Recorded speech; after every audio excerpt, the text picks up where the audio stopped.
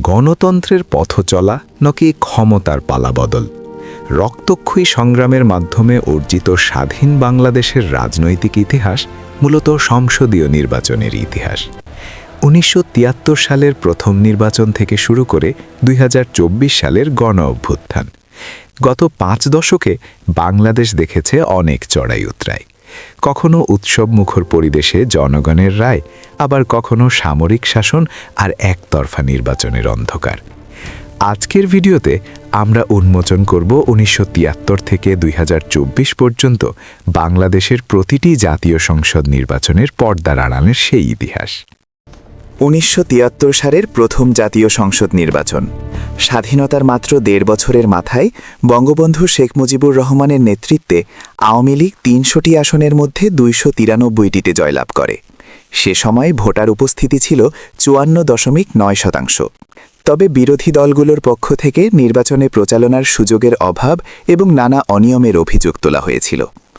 ৭৫ পরবর্তী বাংলাদেশ।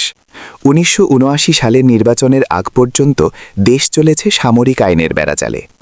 রাষ্ট্রপতির শাসনের আড়ালে ক্ষমতার মূল চাবিকাঠি ছিল তখন সামরিক কর্মকর্তাদের হাতে। দীর্ঘ সেই ৪ বছর দেশে কোনো নির্বাচিত সংসদ বা জনপ্রতিনিধি ছিল না। ১৯৭৯ সালের দ্বিতীয় জাতীয় সংসদ নির্বাচন জিয়াউর রহমানের সামরিক শাসনামলে অনুষ্ঠিত হয়। এই নির্বাচনে বিএনপি ২০৭টি আসন পেয়ে সংখ্যাগরিষ্ঠতা লাভ করে। ভোট উপস্থিতি ছিল প্রায় ৫১%। তবে এই নির্বাচনেও সরকারি হস্তক্ষেপের ব্যাপক অভিযোগ উঠেছিল। ১৯৮১ সালে জিয়াউর রহমানের মৃত্যুর পর উপরাষ্ট্রপতি বিচারপতি আব্দুস সাত্তার অস্থায়ী রাষ্ট্রপতির দায়িত্ব নেন। নভেম্বরের নির্বাচনে জয়ী হয়ে তিনি পূর্ণাঙ্গ রাষ্ট্রপতি হলেও তার সময় ছিল খুবই সংক্ষিপ্ত। ১৯৮২ সালের ২৪শে মার্চ সেনাপ্রধান এইচ.এম. এরশাদ এক সামরিক অভ্যুত্থানের মাধ্যমে ক্ষমতা দখল করেন। ১৯৮৬ এবং ১৯৮৮ সালের তৃতীয় ও চতুর্থ জাতীয় সংসদ নির্বাচন অনুষ্ঠিত হয় জেনারেল এরশাদের সামরিক শাসনের অধীনে। প্রধান বিরোধী দলগুলো নির্বাচন বর্জন করায় সেনাশাসক এরশাদের জাতীয় পার্টি একতরফাভাবে জয়লাভ করে। মূলত এই নির্বাচনগুলো ছিল চরম বিতর্কিত এবং কেবলই নিয়ম রক্ষার আনুষ্ঠানিকতা। ফলে জনমতের প্রতিফলন ছাড়াই দীর্ঘ হয় এরশাদের শাসনকাল। ভোটার উপস্থিতি ছিল বিস্তর বিতর্ক। ১৯৮৬ সালের নির্বাচনে সরকারিভাবে ৬১.১% ভোটার উপস্থিতির দাবি করা হলেও বাস্তবে এর হার ছিল অনেক কম। ঠিক ২ বছর পর ১৯৮৮ সালের নির্বাচনেও ৫২.৫% উপস্থিতির দাবি করে সরকার। তবে বিরোধী দলগুলোর বর্জনের মুখে এই সংখ্যাগুলো ছিল অনেকটা লোক দেখানো। ১৯৯০-এর গণ অভ্যুত্থানে এরশাদের পতনের পর ১৯৯১ সালে প্রথম নির্দলীয় তত্ত্বাবধায়ক সরকারের অধীনে অনুষ্ঠিত হয় পঞ্চম জাতীয় সংসদ নির্বাচন।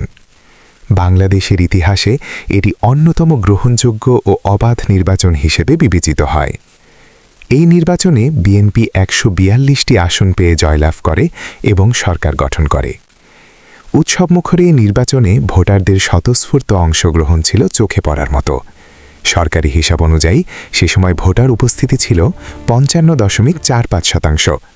দীর্ঘ সামরিক শাসনের পর এই নির্বাচনটি ছিল বাংলাদেশের গণতন্ত্রের পথে নতুন এক সূর্যোদয়। ১৯৯৬ সালের ১৫ই ফেব্রুয়ারি অনুষ্ঠিত হয় ষষ্ঠ জাতীয় সংসদ নির্বাচন।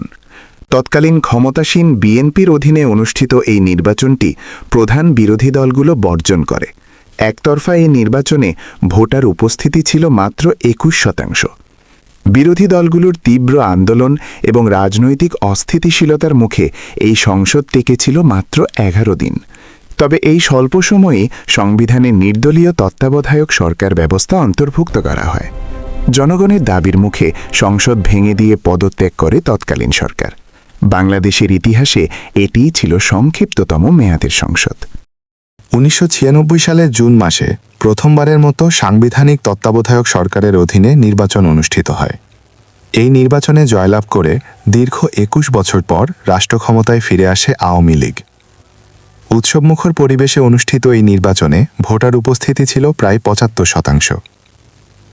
২০০১ সালের অষ্টম জাতীয় সংসদ নির্বাচনে বিএনপি জামায়াত জোট বড় ব্যবধানে জয়ী হয়। নির্বাচনে কিছু সহিংসতার অভিযোগ থাকলেও এর ফলাফল আন্তর্জাতিকভাবে গ্রহণযোগ্যতা পেয়েছিল। এ সময় ভোটার উপস্থিতি ছিল ৭৫.59%। দীর্ঘ ২ বছরের সেনা সমর্থিত তত্ত্বাবধায়ক সরকারের পর ২০০৮ সালে অনুষ্ঠিত হয় নবম জাতীয় সংসদ নির্বাচন। বাংলাদেশের ইতিহাসে রেকর্ড ৮৭% ভোটার উপস্থিতিতে এই নির্বাচনে আওয়ামী লীগ নিরঙ্কুশ জয়লাভ করে। এই নির্বাচনের মাধ্যমেই দেশে পুনরায় সংসদীয় গণতন্ত্রের যাত্রা শুরু হয়। তবে এই নির্বাচনগুলো গ্রহণযোগ্যতা পেলেও প্রতিটি ক্ষেত্রেই পরাজিত পক্ষ থেকে কারচুপির অভিযোগ তোলা হয়েছিল। ১৯৯৬ সালের জুনের নির্বাচনে বিএনপি সূক্ষ্ম কারচুপির অভিযোগ তোলে। আবার ২০০১ সালের নির্বাচনে পরাজিত হওয়ার পর আওয়ামী লীগ একে স্থূল কারচুপি নির্বাচন হিসেবে আখ্যায়িত করেছিল। ২০০৮ সালের নির্বাচনে নিরপেক্ষতা নিয়েও পরাজিত পক্ষ প্রশ্ন তোলে। তবে দেশি বিদেশি পর্যবেক্ষকদের মতে এই ৩টি নির্বাচনই ছিল বাংলাদেশের ইতিহাসের অন্যতম অবাধ ও সুষ্ঠু নির্বাচন। ২০১১ সালে তত্ত্বাবধায়ক সরকার ব্যবস্থা বাতিলের পর বাংলাদেশের নির্বাচনী ইতিহাসে এক অন্ধকার অধ্যায়ের সূচনা হয়। এর পরের ৩টি নির্বাচন, দশম, একাদশ ও দ্বাদশ নির্বাচন অনুষ্ঠিত হয় দলীয় সরকারের অধীনে। প্রধান বিরোধী দলগুলোর বর্জন এবং আন্তর্জাতিক মহলের তীব্র সমালোচনার মুখে এই নির্বাচনগুলো চরম বৈধতার সংকটে পড়ে।